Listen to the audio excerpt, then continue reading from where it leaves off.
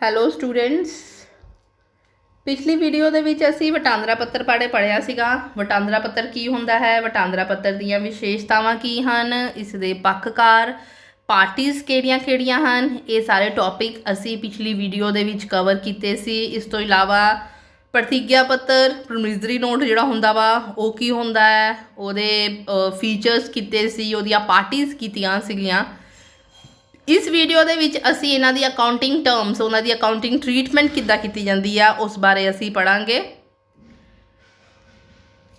ਜਦੋਂ ਅਸੀਂ bill of exchange ਦੇ ਅਕਾਊਂਟਿੰਗ ਟਰਮਸ ਦੀ ਗੱਲ ਕਰਦੇ ਹਾਂ, ਜਦੋਂ ਇਹਨਾਂ ਦੇ ਪ੍ਰੈਕਟੀਕਲ ਸੋਲਵ ਕਰਨ ਦੀ ਗੱਲ ਕਰਦੇ ਹਾਂ, ਤੇ ਉਹਦੇ ਵਿੱਚ ਇੱਕ ਸਭ ਤੋਂ ਪਹਿਲਾਂ ਜਿਹੜਾ ਤੁਹਾਨੂੰ ਕਨਸੈਪਟ ਕਲੀਅਰ ਹੋਣਾ ਚਾਹੀਦਾ ਵਾ, ਉਹ ਕਲੀਅਰ ਹੋਣਾ ਚਾਹੀਦਾ ਵਾ ਡੇਜ਼ ਆਫ ਗ੍ਰੇਸ ਦਾ। ਇਹਦੇ ਵਿੱਚ ਸਾਨੂੰ ਗ੍ਰੇਸ ਡੇਜ਼ ਕੈਲਕੂਲੇਟ ਕਰਨੇ ਪੈਂਦੇ ਆ। ਗ੍ਰੇਸ ਡੇਜ਼ ਕੈਲਕੂਲੇਟ ਕਦੋਂ ਕਰਨੇ ਪੈਣਗੇ, ਜਦੋਂ ਤੁਸੀਂ ਆਪਣੇ ਬਿੱਲ ਦਾ ਸਮਾਂ ਜਿਹੜਾ ਡਿਊ ਡੇਟ ਆ ਉਹ ਕੈਲਕੂਲੇਟ ਕਰਦੇ ਹੋ। ਠੀਕ ਹੈ, ਜਦੋਂ ਵੀ ਤੁਸੀਂ ਆਪਣੇ ਜਿਹੜੇ ਟਾਈਮ ਬਿੱਲ ਹੈਗੇ ਆ, ਮਤਲਬ ਜਿਹੜੇ ਸਮਾਂ ਬਿੱਲ ਜਾਂ ਸਮਾਂ ਪ੍ਰਤੀਗਿਆ ਪੱਤਰ ਹੈਗੇ ਆ, ਉਹਨਾਂ ਦਾ ਜਦੋਂ ਤੁਸੀਂ ਆਪਣਾ ਡਿਊ ਡੇਟ ਕੈਲਕੂਲੇਟ ਕਰਨੀ ਆ, ਡਿਊ ਡੇਟ ਕੈਲਕੂਲੇਟ ਕਰਨ ਵਾਸਤੇ ਤੁਹਾਨੂੰ ਜਿੰਨਾ ਵੀ ਉਹਨਾਂ ਨੇ ਉਹਦੇ ਵਿੱਚ ਟਾਈਮ ਪੀਰੀਅਡ ਦਿੱਤਾ ਹੋਇਆ, ਮੰਨ ਲਓ 2 ਮਹੀਨੇ 3 ਮਹੀਨੇ 4 ਮਹੀਨੇ, ਜਿੰਨਾ ਵੀ ਟਾਈਮ ਪੀਰੀਅਡ ਦਿੱਤਾ ਤੁਸੀਂ ਉਹ ਐਡ ਕਰੋਗੇ। ਪਲੱਸ ਹਰ ਵਾਰ ਤੁਸੀਂ 3 ਦਿਨ ਐਡ ਕਰੋਗੇ। ਇਹ 3 ਦਿਨ ਕੀ ਆ, ਇਹ 3 ਦਿਨ ਸਾਡੇ ਡੇਜ਼ ਆਫ ਗ੍ਰੇਸ ਆ। ਇਹ ਐਕਸਟਰਾ ਟਾਈਮ ਪੀਰੀਅਡ ਦਿੱਤਾ ਜਾਂਦਾ ਵਾ ਉਹਨਾਂ ਨੂੰ ਪੇਮੈਂਟ ਕਰਨ ਲਈ। ਠੀਕ ਹੈ, ਇਹ ਕਾਨੂੰਨੀ ਤੌਰ 'ਤੇ ਲਾਜ਼ਮੀ ਹੈ ਇਹ 3 ਦਿਨ ਐਡ ਕਰਨੇ। ਠੀਕ, ਮੰਨ ਲਓ ਇੱਕ ਉਦਾਹਰਨ ਲੈਂਦੇ ਹਾਂ ਅਸੀਂ, ਜੇਕਰ ਕੋਈ ਬਿੱਲ 1 ਜਨਵਰੀ 2010 ਨੂੰ ਲਿਖਿਆ ਜਾਂਦਾ ਹੈ ਅਤੇ ਇਹ ਬਿੱਲ ਦਾ ਜਿਹੜੇ ਸਮਾਂ ਅਵਧੀ ਹੈ ਉਹ 2 ਮਹੀਨੇ ਦੀ ਆ, ਤਾਂ ਰਿਆਇਤੀ ਦਿਨ ਜੋੜਨ ਮਗਰੋਂ ਕਿੱਦਾਂ ਹੋਏਗਾ, 1 ਜਨਵਰੀ 2010 ਪਲੱਸ 2 ਮਹੀਨੇ। ਉੱਦਾਂ ਨੋਰਮਲ ਅਸੀਂ ਜਿਹੜਾ ਸਵਾਲ ਸੋਲਵ ਕਰਨਾ ਸੀ ਆਪਣਾ, 1 ਜਨਵਰੀ ਦੇ ਵਿੱਚ ਆਪਾਂ 2 ਮਹੀਨੇ ਐਡ ਕਰਾਂਗੇ, 1 ਫਰਵਰੀ ਤੇ 1 ਮਾਰਚ। 1 ਮਾਰਚ ਦੇ ਵਿੱਚ ਹੁਣ ਅਸੀਂ ਜਿੱਦਾਂ ਮੈਂ ਤੁਹਾਨੂੰ ਕਿਹਾ 3 ਦਿਨ ਤੁਸੀਂ ਰਿਆਇਤੀ ਦਿਨ ਐਡ ਕਰਨੇ ਆ। 1 ਮਾਰਚ ਦੇ ਵਿੱਚ ਤੁਸੀਂ 3 ਦਿਨ ਆਪਣੇ ਐਡ ਕੀਤੇ, ਤੁਹਾਡੀ ਡੇਟ ਆ ਜਾਂਦੀ ਆ 4 ਮਾਰਚ 2010। ਇਹਦਾ ਕੀ ਮਤਲਬ ਆ ਕਿ ਤੁਹਾਡੀ ਡਿਊ ਡੇਟ ਜਿਹੜੀ ਆ ਉਹ 1 ਮਾਰਚ 2010 ਨਹੀਂ ਹੋਏਗੀ, ਤੁਹਾਡੀ ਡਿਊ ਡੇਟ ਹੋਏਗੀ 4 ਮਾਰਚ 2010। 3 ਦਿਨ ਤੁਸੀਂ ਇਹਦੇ ਵਿੱਚ ਗ੍ਰੇਸ ਡੇਜ਼ ਐਡ ਕਰਨੇ ਹੁੰਦੇ ਆ। ਉਸ ਤੋਂ ਬਾਅਦ ਨੈਕਸਟ ਟੌਪਿਕ ਤੁਹਾਡਾ ਆਉਂਦਾ ਵਾ, ਜੇ ਆਪਾਂ ਡਿਊ ਡੇਟਸ ਇੱਦਾਂ ਕੈਲਕੂਲੇਟ ਕਰਨੀਆਂ ਹੋਣਗੀਆਂ ਅਲੱਗ-ਅਲੱਗ ਟਾਈਮ ਪੀਰੀਅਡ ਦੀਆਂ, ਉਹ ਹੈ date of the bill, time period of the bill, due date of the bill. ਮੰਨ ਲਓ ਇੱਕ ਐਗਜ਼ਾਮਪਲ ਮੈਂ ਲਿੱਤੀ ਆ, ਸਾਡਾ ਬਿੱਲ ਜਿਹੜਾ ਹੈਗਾ 1 ਸਤੰਬਰ 2015 ਨੂੰ ਲਿਖਿਆ ਗਿਆ ਹੈ।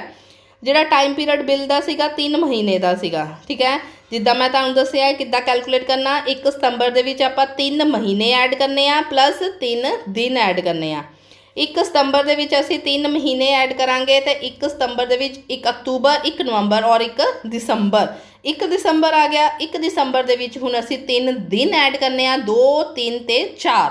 ਸਾਡੇ ਕੋਲ ਕਿੰਨੀ ਤਰੀਕ ਆ ਗਈ, 4 ਦਸੰਬਰ। ਸਾਡੀ ਜਿਹੜੀ ਡਿਊ ਡੇਟ ਬਣੇਗੀ ਕਿੰਨੀ ਬਣੇਗੀ, 4 ਦਸੰਬਰ 2015। ਇੱਦਾਂ ਹੀ ਆਪਾਂ ਇੱਕ ਹੋਰ ਐਗਜ਼ਾਮਪਲ ਲੈਂਦੇ ਆ, ਡੇਟ ਆਫ ਦਾ ਬਿੱਲ ਹੈਗੀ ਆ 4 ਅਕਤੂਬਰ 2016। ਇਹ ਬਿੱਲ ਦਾ ਜਿਹੜਾ ਟਾਈਮ ਪੀਰੀਅਡ ਸੀਗਾ ਉਹ 4 ਮਹੀਨੇ ਦਾ ਸੀਗਾ। ਠੀਕ ਹੈ, ਹੁਣ ਇਹਦਾ ਜਦੋਂ ਆਪਾਂ ਸੋਲਵ ਕਰਾਂਗੇ ਕਿੱਦਾਂ ਨਿਕਲੇਗਾ, 4 ਅਕਤੂਬਰ, ਉਹਦੇ ਵਿੱਚ ਅਸੀਂ 4 ਮਹੀਨੇ ਐਡ ਕਰਨੇ ਆ ਤੇ 3 ਦਿਨ ਐਡ ਕਰਨੇ ਆ। 4 ਅਕਤੂਬਰ ਦੇ ਵਿੱਚ ਜਦੋਂ ਅਸੀਂ 4 ਮਹੀਨੇ ਐਡ ਕਰਾਂਗੇ ਤੇ ਅਕਤੂਬਰ ਦੇ ਵਿੱਚ ਨਵੰਬਰ, ਦਸੰਬਰ, ਜਨਵਰੀ, ਫੈਬਰਰੀ, ਸਾਡੀ ਤਰੀਕ ਕਿੰਨੀ ਆਏਗੀ, 4 ਫੈਬਰਰੀ। ਉਹਦੇ ਵਿੱਚ ਅਸੀਂ 3 ਦਿਨ ਐਡ ਕਰਾਂਗੇ ਤੇ ਸਾਡੀ ਜਿਹੜੀ ਤਰੀਕ ਨਿਕਲੇਗੀ ਉਹ ਕਿੰਨੀ ਨਿਕਲੇਗੀ, 7 ਫਰਵਰੀ 2016। ਇਸੇ ਤਰੀਕੇ ਨਾਲ ਜ਼ਰੂਰੀ ਨਹੀਂ ਆ ਹਰ ਵਾਰ ਤੁਹਾਨੂੰ ਮਹੀਨੇ ਹੀ ਦਿੱਤੇ ਜਾਣ, ਕੋਈ ਸਪੈਸ਼ਲ ਕੇਸਿਸ ਦੇ ਵਿੱਚ ਤੁਹਾਨੂੰ ਉਹਨਾਂ ਨੇ ਜਿਹੜਾ ਟਾਈਮ ਪੀਰੀਅਡ ਹੈ ਉਹ ਦਿਨਾਂ ਦੇ ਵਿੱਚ ਵੀ ਦਿੱਤਾ ਹੋ ਸਕਦਾ ਹੈ। ਉਸ ਕੇਸ ਦੇ ਵਿੱਚ ਕਿੱਦਾਂ ਵਾ, ਉਸ ਕੇਸ ਦੇ ਵਿੱਚ ਅਸੀਂ ਫਿਰ ਮਹੀਨੇ ਦੀ ਜਗ੍ਹਾ 'ਤੇ ਦਿਨ ਕੈਲਕੂਲੇਟ ਕਰਾਂਗੇ। ਇਹ ਦਿਨ ਉਹ ਤੁਹਾਨੂੰ ਡੇ ਬਾਏ ਡੇ ਕੈਲਕੂਲੇਟ ਕਰਨਾ ਪਏਗਾ, ਕਿੰਨੇ ਮਹੀਨਿਆਂ ਦੇ ਵਿੱਚ ਕਿੰਨੇ ਡੇਜ਼ ਕੈਲਕੂਲੇਟ ਕਰਨੇ ਆ, ਇਹ ਤੁਹਾਨੂੰ ਪੂਰਾ ਹਿਸਾਬ ਲਗਾਉਣਾ ਪੜੇਗਾ। ਜਿੱਦਾਂ ਫੋਰ ਐਗਜ਼ਾਮਪਲ ਮੈਂ ਇੱਥੇ ਐਗਜ਼ਾਮਪਲ ਲਿੱਤੀ ਆ, 16 ਜਨਵਰੀ 2018 ਦਾ ਬਿੱਲ ਸੀ, 45 ਦਿਨਾਂ ਵਾਸਤੇ ਲਿਖਿਆ ਗਿਆ ਸੀ ਤੇ 45 ਪਲੱਸ 3 ਦਿਨ ਆਪਾਂ ਗ੍ਰੇਸ ਡੇਜ਼ ਦੇ ਐਡ ਕਰਨੇ ਆ। ਟੋਟਲ 48 ਡੇਜ਼ ਆਪਾਂ ਇਹਦੇ ਵਿੱਚ ਐਡ ਕਰਨੇ ਆ। 16 ਜਨਵਰੀ ਦੇ ਵਿੱਚ ਪਹਿਲੇ ਆਪਾਂ 45 ਡੇਜ਼ ਐਡ ਕਰਾਂਗੇ, ਫਿਰ 3 ਦਿਨ ਗ੍ਰੇਸ ਡੇਜ਼ ਦੇ ਐਡ ਕਰਾਂਗੇ। ਇਹ ਕਿੱਦਾਂ ਨਿਕਲੇਗਾ, ਜਦੋਂ ਅਸੀਂ ਜਨਵਰੀ ਦੇ ਮਹੀਨੇ ਦੇਖਾਂਗੇ 16 ਜਨਵਰੀ ਤੋਂ ਬਾਅਦ ਜਨਵਰੀ ਦੇ ਮਹੀਨੇ 'ਚ ਕਿੰਨੇ ਦਿਨ ਬਚਦੇ ਆ 15 ਦਿਨ। ਇਹਦਾ ਮਤਲਬ 15 ਦਿਨ ਸਾਡੇ ਜਨਵਰੀ ਦੇ ਆ ਗਏ। ਫਿਰ ਫੈਬਰਵਰੀ ਦਾ ਮਹੀਨਾ ਸਾਡਾ 28 ਦਿਨ ਦਾ ਹੁੰਦਾ ਹੈ। 28 ਦਿਨ ਅਸੀਂ ਇਹਦੇ ਐਡ ਕਰ ਦਿੱਤੇ ਹੈ, ਪਲੱਸ 5 ਦਿਨ ਸਾਡੇ ਮਾਰਚ ਦੇ ਮਹੀਨੇ ਇੰਕਲੂਡ ਹੋ ਕੇ ਸਾਡੇ ਟੋਟਲ ਬਣ ਜਾਣਗੇ 48 ਡੇਜ਼। ਇਹਦਾ ਮਤਲਬ ਸਾਡੀ ਜਿਹੜੀ ਡਿਊ ਡੇਟ ਬਣੇਗੀ ਉਹ ਬਣੇਗੀ 5 ਮਾਰਚ 2018। ਕਲੀਅਰ ਹੈ। ਜਦੋਂ ਵੀ ਤੁਹਾਨੂੰ ਟਾਈਮ ਬਿੱਲ ਦਿੱਤਾ ਹੋਵੇਗਾ, ਜਿਹੜੀ ਸਮਾਂ ਅਵਧੀ ਆ ਉਹ ਸਮਾਂ ਅਵਧੀ ਦੇ ਵਿੱਚ ਤੁਸੀਂ 3 ਦਿਨ ਗ੍ਰੇਸ ਦੇ ਇਨਕਲੂਡ ਕਰਨੇ ਆ। ਇਹ ਸ਼ਾਰਟ ਕੁਐਸਚਨਸ ਦੇ ਵਿੱਚ ਵੀ ਕੁਐਸਚਨ ਆ ਜਾਂਦਾ ਵਾ ਕਿ ਰਿਆਇਤੀ ਦਿਨ ਦਾ ਸਮਾਂ ਜਿਹੜਾ ਵਾ ਕਿੰਨਾ ਹੁੰਦਾ ਵਾ। ਜਿਹੜੇ ਰਿਆਇਤੀ ਦਿਨ ਆ ਕਿੰਨੇ ਦਿਨਾਂ ਲਈ ਹੁੰਦੇ ਆ 3 ਦਿਨ। ਫਿਰ ਆਉਂਦਾ ਨੈਕਸਟ ਟੌਪਿਕ ਵਟਾਂਦਰਾ ਪੱਤਰ ਦਾ ਲੇਖਾ ਵਿਵਹਾਰ, accounting treatment of bill of exchange. ਜਦੋਂ ਅਸੀਂ ਅਕਾਊਂਟਿੰਗ ਟ੍ਰੀਟਮੈਂਟ ਦੀ ਗੱਲ ਕਰਦੇ ਹਾਂ bill of exchange the, bill of exchange ਦੇ ਵਿੱਚ ਟੋਟਲ ਸਾਡੇ 4 ਕੇਸਿਸ ਆਉਂਦੇ ਆ। ਇਹ 4 ਕੇਸਿਸ ਆਪਾਂ ਅਲੱਗ-ਅਲੱਗ ਵੀਡੀਓਜ਼ ਦੇ ਵਿੱਚ ਇਹਨਾਂ ਦੀ ਅਕਾਊਂਟਿੰਗ ਟ੍ਰੀਟਮੈਂਟ ਬਾਰੇ ਪੜਾਂਗੇ। ਮੈਂ ਤੁਹਾਨੂੰ ਪਹਿਲੇ ਸ਼ਾਰਟ ਦੇ ਵਿੱਚ ਦੱਸਾਂਗੀ ਕਿ ਇਹਨਾਂ ਦੇ ਕਿਹੜੇ-ਕਿਹੜੇ 4 ਕੇਸਿਸ ਹੁੰਦੇ ਆ।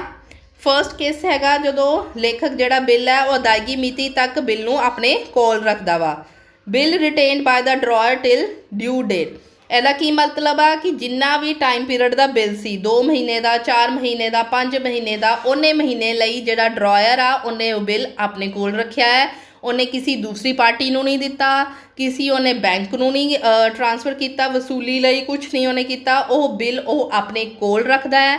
ਜਦੋਂ ਟਾਈਮ ਪੀਰੀਅਡ ਕੰਪਲੀਟ ਹੋ ਜਾਂਦਾ ਹੈ, ਜਿੰਨਾ ਟਾਈਮ ਪੀਰੀਅਡ 2 ਮਹੀਨੇ ਦਾ, 3 ਮਹੀਨੇ ਦਾ, ਜਿੰਨਾ ਵੀ ਉਹਦਾ ਬਿੱਲ ਦਾ ਸਮਾਂ ਅਵਧੀ ਸੀ, ਜਦੋਂ ਉਹ ਕੰਪਲੀਟ ਹੋ ਜਾਂਦਾ ਹੈ ਤੇ ਉਹ ਖੁਦ ਜਾ ਕੇ ਉਹਦੀ ਪੇਮੈਂਟ ਲੈਂਦਾ। ਸੈਕਿੰਡ ਜਿਹੜੀ ਸਾਡੀ ਹੋਏਗੀ ਉਹ ਹੈ ਲੇਖਕ ਅਦਾਇਗੀ ਮਿਤੀ ਤੋਂ ਪਹਿਲਾਂ ਬਿੱਲ ਨੂੰ ਬੈਂਕ ਤੋਂ ਵੱਟੇ ਤੇ ਤੁੜਾ ਲੈਂਦਾ ਹੈ। ਮੈਂ ਸ਼ਾਰਟ ਦੇ ਵਿੱਚ ਇਹਨਾਂ ਦੀ ਐਕਸਪਲੇਨੇਸ਼ਨ ਦੇ ਦਿੰਦੀ ਹਾਂ, ਬਾਕੀ ਆਪਾਂ ਨੈਕਸਟ ਵੀਡੀਓਜ਼ ਦੇ ਵਿੱਚ ਇਹਨਾਂ ਦੀ ਡਿਟੇਲ ਨਾਲ ਇਹਨਾਂ ਨੂੰ ਪੜਾਂਗੇ। ਇਹਦੇ ਵਿੱਚ ਕੀ ਹੁੰਦਾ ਹੈ ਕਿ ਕਈ ਵਾਰੀ ਜਿਹੜਾ ਡਰਾਅਰ ਹੁੰਦਾ ਵਾ ਉਹਨੂੰ ਪੈਸੇ ਦੀ ਜਲਦ ਲੋੜ ਹੁੰਦੀ ਹੈ। ਜਿੱਦਾਂ ਮੰਨ ਲਓ ਤੁਹਾਡਾ ਬਿੱਲ 3 ਮਹੀਨੇ ਦਾ ਵਾ, ਬਟ ਸਾਨੂੰ ਪੈਸੇ ਦੀ ਅੱਜ ਲੋੜ ਹੈ। ਇਨ ਦੈਟ ਕੇਸ ਸਾਨੂੰ ਬੈਂਕ ਆਪਸ਼ਨ ਦਿੰਦਾ ਹੈ ਕਿ ਅਸੀਂ ਆਪਣਾ ਜਿਹੜਾ ਵਟਾਂਦਰਾ ਪੱਤਰ ਹੈਗਾ ਵਾ ਉਹਨੂੰ ਬੈਂਕ ਤੋਂ ਜਾ ਕੇ ਤੜਾ ਸਕਦੇ ਹਾਂ। ਇਨ ਦੈਟ ਕੇਸ ਬੈਂਕ ਥੋੜ੍ਹੇ ਅਮਾਊਂਟ ਦੀ ਡਿਡਕਸ਼ਨ ਕਰਦਾ ਹੈ ਜਿਹਨੂੰ ਅਸੀਂ ਡਿਸਕਾਊਂਟ ਕਹਿੰਦੇ ਆ। ਉਹ ਡਿਸਕਾਊਂਟ ਕੱਟ ਕੇ ਬਾਕੀ ਪੇਮੈਂਟ ਜਿਹੜੀ ਆ ਉਹ ਸਾਨੂੰ ਉਸੇ ਟਾਈਮ 'ਤੇ ਦੇ ਦਿੰਦਾ। ਉਸ ਕੇਸ ਦੇ ਵਿੱਚ ਜਿਹੜੀ ਲਾਸਟ ਦੇ ਵਿੱਚ ਪੇਮੈਂਟ ਲੈਣੀ ਆ ਫਿਰ ਉਹ ਡਰਾਇਰ ਪੇਮੈਂਟ ਨਹੀਂ ਲੈਂਦਾ, ਉਹ ਪੇਮੈਂਟ ਕੌਣ ਲੈਂਦਾ ਹੈ? ਬੈਂਕ ਲੈਂਦਾ। ਨੈਕਸਟ ਕੇਸ ਆਂਦਾ ਸਾਡਾ ਲੇਖਕ ਬਿੱਲ ਨੂੰ ਆਪਣੇ ਲੈਣ ਦੇਣ ਵੱਲ ਪਿੰਠੰਕਨ ਕਰ ਦਿੰਦਾ ਹੈ ਅਤੇ ਆਪਣੇ ਕਰਜ਼ੇ ਦਾ ਨਿਪਟਾਰਾ ਕਰਦਾ ਹੈ। ਇਨ ਦੈਟ ਕੇਸ ਕੀ ਹੁੰਦਾ, ਡਰਾਇਰ ਨੇ ਖੁਦ ਕਿਸੇ ਥਰਡ ਪਾਰਟੀ ਦੇ ਪੈਸੇ ਦੇਣੇ ਹੁੰਦੇ, ਉਹਨੇ ਖੁਦ ਕਿਸੇ ਥਰਡ ਪਾਰਟੀ ਤੋਂ ਕਰਜ਼ਾ ਲਿਆ ਹੁੰਦਾ।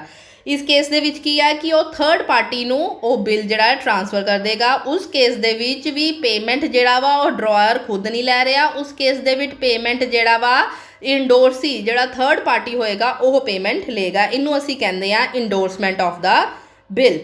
ਫੋਰਥ ਕੇਸ ਆਂਦਾ ਵਾ ਜਿਹੜਾ ਲੇਖਕ ਬਿੱਲ ਨੂੰ ਉਗਰਾਈ ਲਈ ਬੈਂਕ ਕੋਲ ਭੇਜ ਦਿੰਦਾ ਹੈ। Bill send to bank for collection. ਇਸ ਕੇਸ ਦੇ ਵਿੱਚ ਕੀ ਹੁੰਦਾ, ਜਿਹੜਾ ਬੈਂਕ ਆ ਉਹ ਜਿਹੜਾ ਡਰਾਇਰ ਆ ਉਹਦੇ ਲਈ ਏਜੰਟ ਦੇ ਤੌਰ ਤੇ ਕੰਮ ਕਰਦਾ ਵਾ।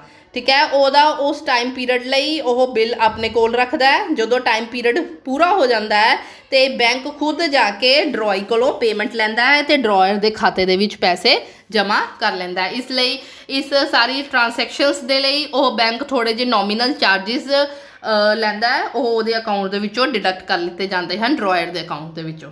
ਠੀਕ ਹੈ, ਇਹ 4 ਕੇਸਿਸ ਹੈਗੇ ਆ। ਲੇਖਕ ਬਿੱਲ ਅਦਾਇਗੀ ਮਿਤੀ ਤੱਕ ਆਪਣੇ ਕੋਲ ਰੱਖਦਾ ਹੈ। Bill retained by the drawer till due date. ਲੇਖਕ ਅਦਾਇਗੀ ਮਿਤੀ ਤੋਂ ਪਹਿਲਾਂ ਬਿੱਲ ਨੂੰ ਬੈਂਕ ਤੋਂ ਵੱਟੇ ਤੇ ਤੁੜਾ ਲੈਂਦਾ ਹੈ। Discounting of the bill from the bank. ਲੇਖਕ ਬਿੱਲ ਨੂੰ ਆਪਣੇ ਲੈਣ ਦੇਣ ਵੱਲ ਪਿੰਠੰਕਨ ਕਰਦਾ ਹੈ ਅਤੇ ਆਪਣੇ ਕਰਜ਼ੇ ਦਾ ਨਿਪਟਾਰਾ ਕਰ ਲੈਂਦਾ ਹੈ। ਇੰਡੋਰਸਮੈਂਟ ਆਫ ਦਾ ਬਿੱਲ। ਔਰ ਲਾਸਟ ਸਾਡਾ ਜਿਹੜਾ 4th ਕੇਸ ਹੁੰਦਾ ਵਾ ਲੇਖਕ ਬਿੱਲ ਨੂੰ ਉਗਰਾਈ ਲਈ ਬੈਂਕ ਕੋਲ ਭੇਜਦਾ ਹੈ। Bill sent to bank for collection. ਅਸੀਂ ਪਹਿਲੇ ਫਰਸਟ ਕੇਸ ਦੇਖਾਂਗੇ। ਫਰਸਟ ਕੇਸ ਕੀ ਆ ਸਾਡਾ, bill retained by the drawer till due date. ਇਹਦੀ ਆਪਾਂ ਜਰਨਲ ਐਂਟਰੀਜ਼ ਦੇਖਾਂਗੇ। 2 ਤਰ੍ਹਾਂ ਦੀਆਂ ਜਰਨਲ ਐਂਟਰੀਜ਼ ਆਉਂਦੀਆਂ ਵਾ, in the books of drawer and in the books of drawee. ਠੀਕ ਹੈ, 3 ਕੇਸਿਸ ਹੁੰਦੇ ਆ। 3 ਕੇਸ ਹੁੰਦੇ ਆ ਇਹਦੇ ਵਿੱਚ। ਪਹਿਲਾ ਕੇਸ ਹੁੰਦਾ ਵਾ ਜਦੋਂ ਮਾਲ ਦੀ ਵਿਕਰੀ ਕੀਤੀ ਜਾਂਦੀ ਹੈ। ਦੂਜਾ ਕੇਸ ਹੁੰਦਾ ਵਾ ਜਦੋਂ ਬਿੱਲ ਸਵੀਕਾਰ ਕੀਤਾ ਜਾਂਦਾ ਹੈ। ਤੇ ਤੀਸਰਾ ਕੇਸ ਹੁੰਦਾ ਵਾ ਸਾਡਾ ਜਦੋਂ ਬਿੱਲ ਦੀ ਲਾਸਟ ਵਿੱਚ ਪੇਮੈਂਟ ਕੀਤੀ ਜਾਂਦੀ ਹੈ। ਇਹ ਤਿੰਨ ਅਲੱਗ-ਅਲੱਗ ਕੇਸਿਸ ਦੀ ਤਿੰਨ ਅਲੱਗ-ਅਲੱਗ ਜਰਨਲ ਐਂਟਰੀਜ਼ ਹੁੰਦੀਆਂ ਵਾ, ਉਹ ਜਰਨਲ ਐਂਟਰੀਜ਼ ਅਸੀਂ ਕਰਾਂਗੇ। Firstly in the case of dryer, ਜਦੋਂ ਮਾਲ ਦੀ ਵਿਕਰੀ ਕੀਤੀ ਜਾਂਦੀ ਹੈ। ਜਦੋਂ ਮਾਲ ਦੀ ਵਿਕਰੀ ਕੀਤੀ ਜਾਂਦੀ ਹੈ ਤੇ ਸਾਡੀ ਐਂਟਰੀ ਕੀ ਬਣਦੀ ਆ, ਕਸਟਮਰ ਅਕਾਊਂਟ ਡੈਬਿਟ, ਠੀਕ ਹੈ, ਜੋ ਕਿ ਹੋਏਗਾ ਸਾਡਾ ਡਰਾਈ ਦਾ account, to sales account. Being good sold on credit, ਮਤਲਬ ਅਸੀਂ ਉਧਾਰ ਤੇ ਸੇਲਸ ਕੀਤੀਆਂ।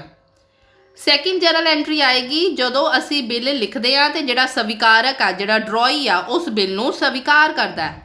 ਉਸ ਨੂੰ ਜਦੋਂ ਉਹ ਸਵੀਕਾਰ ਕਰਦਾ ਹੈ, ਜਦ ਸਾਡੀ ਜਰਨਲ ਐਂਟਰੀ ਕੀ ਬਣਦੀ ਆ, bill receivable account debit to customer account, ਠੀਕ ਹੈ। ਜਿਹੜਾ ਡਰਾਇੰਗ ਅਕਾਊਂਟ ਆ ਉਹਨੂੰ ਆਪਾਂ ਕ੍ਰੈਡਿਟ ਕਰਨਾ। Being acceptance received for the bill, ਜਿੰਨੇ ਦਾ ਬਿੱਲ ਹੋਏਗਾ ਉਨੀ ਅਮਾਊਂਟ ਨਾਲ ਅਸੀਂ ਇਹ ਐਂਟਰੀ ਪਾਸ ਕਰਾਂਗੇ। ਥਰਡ ਐਂਟਰੀ ਸਾਡੀ ਆ ਜਾਂਦੀ ਆ ਜਦੋਂ ਲਾਸਟ ਤੇ ਬਿੱਲ ਦੀ ਪੇਮੈਂਟ ਹੋ ਜਾਂਦੀ ਆ। ਬਿੱਲ ਦੀ ਜਦੋਂ ਪੇਮੈਂਟ ਹੋਏਗੀ ਸਾਡੀ ਐਂਟਰੀ ਆਏਗੀ ਬੈਂਕ ਅਕਾਊਂਟ, ਜੇ ਉਹਨਾਂ ਨੇ ਬੈਂਕ ਦੇ ਥਰੂ ਪੇਮੈਂਟ ਕੀਤੀ ਹੋਏਗੀ, ਜਾਂ ਕੈਸ਼ ਅਕਾਊਂਟ, ਜੇ ਉਹਨਾਂ ਨੇ ਕੈਸ਼ ਅਕਾਊਂਟ ਦੇ ਥਰੂ ਪੇਮੈਂਟ ਕੀਤੀ ਹੋਏਗੀ। Debit to bill receivable, being amount of the bill received on maturity date. ਇੱਥੇ ਫਿਰ ਅੱਗੇ ਅਸੀਂ ਜਿੰਨੀ ਵੀ ਅਮਾਊਂਟ ਹੋਏਗੀ ਬਿੱਲ ਦੀ, ਜਿੰਨੇ ਦੀ ਬਿੱਲ ਸਾਡੀ ਪੇਮੈਂਟ ਮਿਲੀ ਹੋਏਗੀ, ਉਹ ਅਸੀਂ ਇੱਥੇ ਲਿਖ ਦੇਵਾਂਗੇ। ਨੈਕਸਟ ਕੇਸ ਆ ਜਾਂਦਾ ਵਾ in the books of dry, ਉਹਦੀਆਂ ਜਰਨਲ ਐਂਟਰੀਜ਼। ਜਦੋਂ ਮਾਲ ਉਧਾਰ ਤੇ ਖਰੀਦਿਆ ਜਾਂਦਾ ਹੈ ਸਾਡੀ ਐਂਟਰੀ ਆਂਦੀ ਹੈ purchases account debit to supplier account. Supplier ਕੌਣ ਆ ਸਾਡਾ, drawer account. Being goods purchased on credit, ਮਤਲਬ ਉਹਨੇ ਉਧਾਰ ਤੇ ਮਾਲ ਖਰੀਦਿਆ।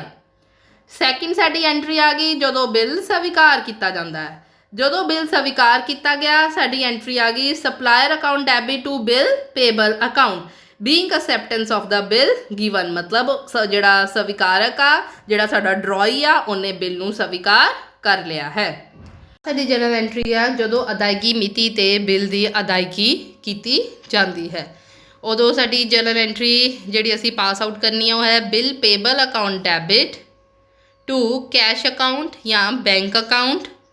Being payment of the bill paid on due date, amount ਜਿੰਨੇ ਦਾ ਸਾਡਾ ਬਿੱਲ ਹੋਏਗਾ ਉਨੇ ਦੀ ਅਮਾਊਂਟ ਇੱਥੇ ਆਪਾਂ ਸ਼ੋ ਕਰ ਦੇਵਾਂਗੇ। ਇੱਥੋਂ ਤੱਕ ਸਾਡੀਆਂ ਡਰਾਅਰ ਤੇ ਡਰਾਈ ਦੀਆਂ ਜਰਨਲ ਐਂਟਰੀਜ਼ ਖਤਮ ਹੋ ਜਾਂਦੀਆਂ। ਨੈਕਸਟ ਵੀਡੀਓ ਦੇ ਵਿੱਚ ਅਸੀਂ ਇਸ ਨਾਲ ਰਿਲੇਟਿਡ ਪ੍ਰੈਕਟੀਕਲ ਸਮਸ ਕਰਾਂਗੇ।